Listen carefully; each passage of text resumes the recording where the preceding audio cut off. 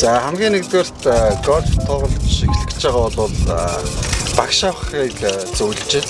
Яагаад тэгэхээр гольфийн свинг одоо хөдөлгөөн бол төрөлхийн биш одоо хөдөлгөөн. Тэгэхээр тэр хөдөлгөөнүүд хамгийн анх багшаар зөв заалгахгүй бол одоо буруу сурчих юм бол дараа нь тэрийг засгаж хэцүү байдаг.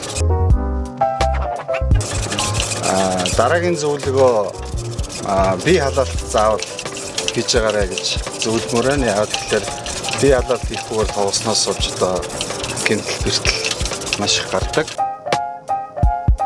За гурав дахь зөвлөгөө зохиор сонгохдоо болж өгвөл хэрвээ боломжтой бол одоо хэмждэг мэргэжлийн хүмүүсээр хэмжүүлж өөрийнхөө бие одоо физиолог тэгээд свингтэй таарсан тийм зохиор сонгож аваарай. Яагаад гэвэл гольфийн зохиороос тийм хямдхан биш. Хамгийн анх эхэлж байгаа хүн зөвхөн шинэ зохиор авах гэдэг яарад хэрэггүй.